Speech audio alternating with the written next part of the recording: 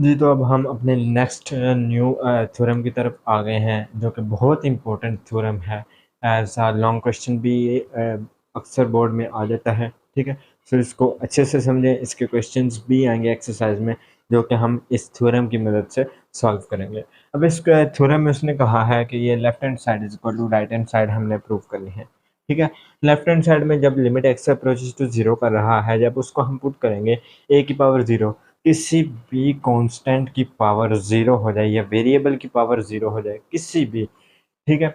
उसकी पावर 0 हो तो उसका आंसर 1 होता है, ठीक है? तो नीचे भी 1 माइनस 1 0 हो जाएगा। नीचे जब 0 अप्रोच कर रहा है, 0 की वैल्यू पुट करेंगे, x की वैल्यू 0 पुट करेंगे तो हमारे पास 0 आ जाएगा, 0/0 फॉर्म बन जाएगी।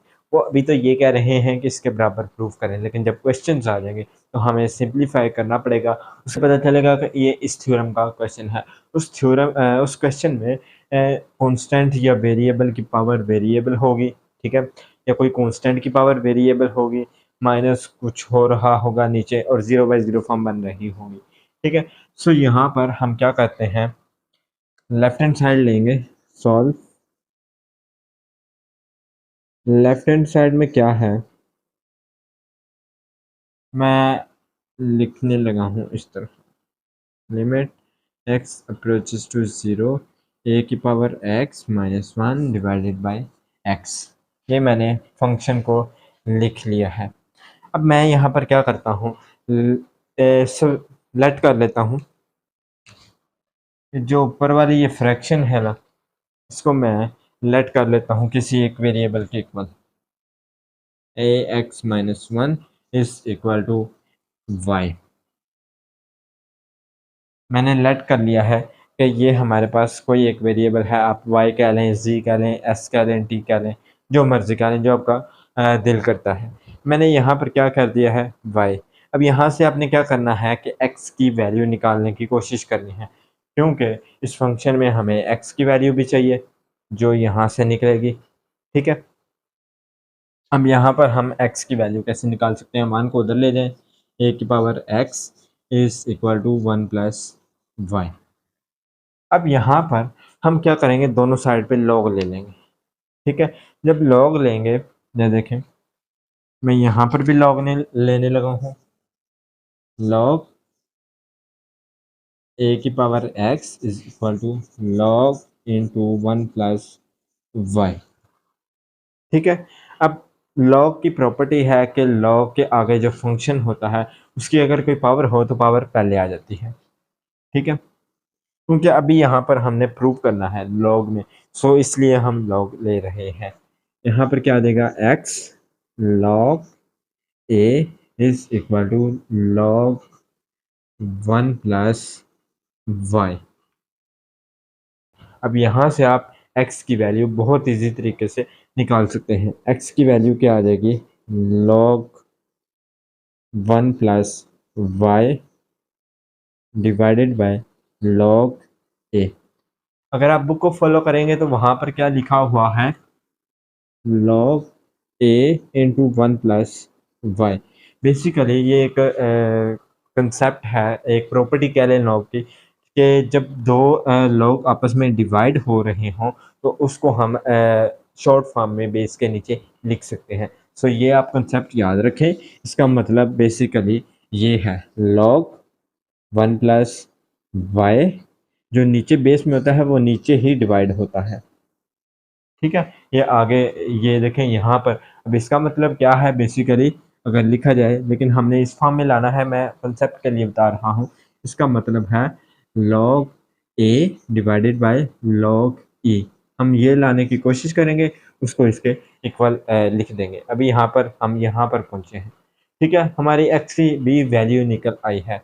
जब हम इस फंक्शन के अंदर सब्सटीट्यूट कर देंगे, इसकी जगह पे y आ जाएगा, इसकी जगह पे ये वैल्यू आ जाएगी, तो हमारा होल फंक्शन किस में आ जाएगा, y में।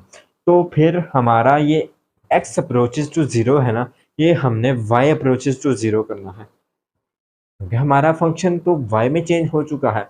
हम x की वैल्यू में y लाएंगे, ठीक है? y अप्रोच करना चाहिए किसी वैल्यू को। अब वो हमें कैसे मिलेगा, आपने जो भी फंक्शन लेट किया होगा, ये देखें, उसके अंदर आपने जो चीज़ यहाँ पर अप्रोच कर रही है उसको पुट कर देना है। आपका सब्स्टिट्यूशन जो भी आपने वेरिएबल फ़र्ज़ किया है उसका भी पता लग जाएगा कि वो किसको अप्रोच कर रहा है। अब यहाँ पर हम एक सेंटेंस लिखेंगे, जब x अप्रोच कर रहा है 0 को, ठीक है? अब यहाँ पर देखिए जब 0 पुट करेंगे a की पावर 0 1 आ जाएगा, 1 माइनस 1 क्या आ जाएगा 0। सो y का आंसर भी क्या आएगा, y भी अप्रोच करेगा 0 को। ठीक है, ये कंसेप्ट लाजमी आपने लिखना है क्योंकि ये मेन कंसेप्ट है, क्योंकि हमने पूरे x के फंक्शन को हमने y के फंक्शन में चेंज कर दिया है। अब यहाँ पर हम वैल्यूज़ को पुट करेंगे इसमें, इसको क्या है इक्वेशन नंबर 1, इसके अंदर जब वैल्यू पुट करेंगे limit y approaches to 0 y over, हम यहाँ पर इसको लिख देंगे log 1 plus y divided by log, यहाँ पर क्या आ जाएगा a। ठीक है, अब हम क्या करते हैं, अब यहाँ पर हम क्या करेंगे,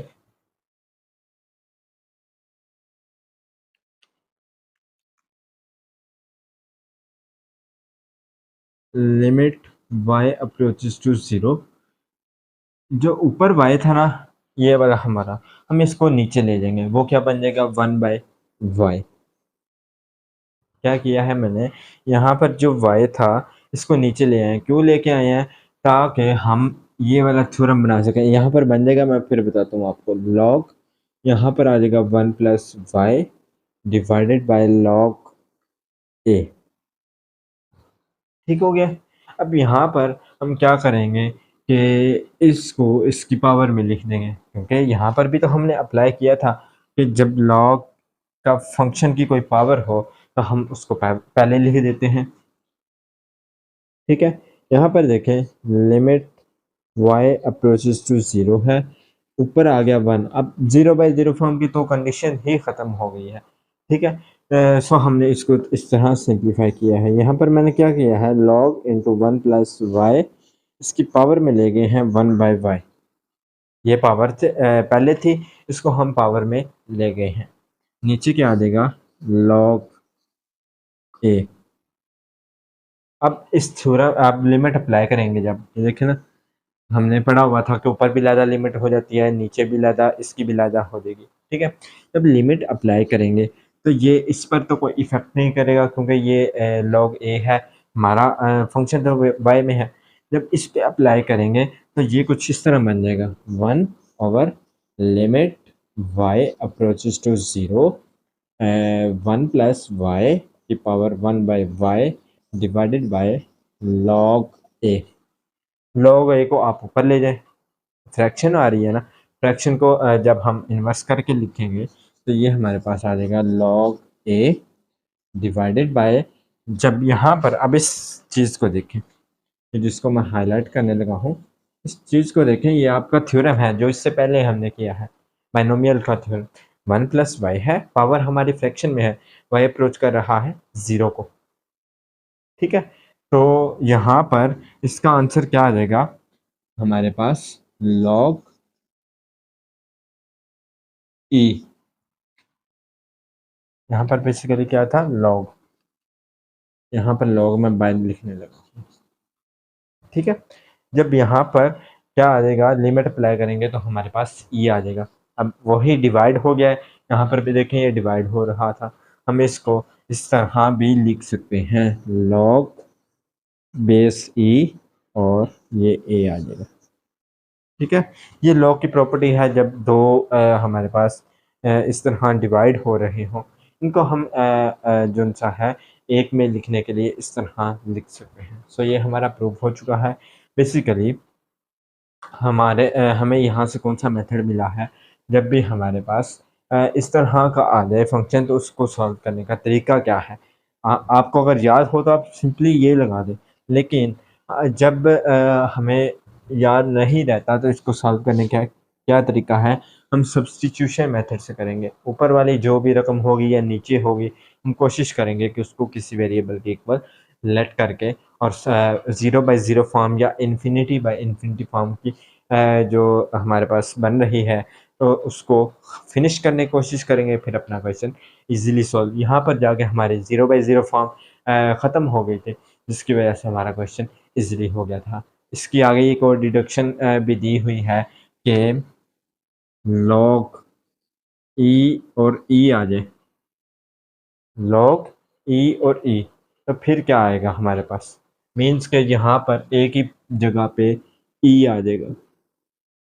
अगर हमारे पास यहाँ पॉसिबल है ना कि एक ही जगह पे कोई एक कांस्टेंट है वो ई आ जाए, तो फिर हमारे पास ये बन जाएगा, ठीक है, विच इज़ इक्वल टू 1। क्योंकि मैंने अभी आपको बताया है कि इसको हम किस तरह लिख सकते हैं, log e divided by log e, जो कि आपस में कैंसिल हो जाएंगे, तो हमारे पास आंसर क्या आ जाएगा 1।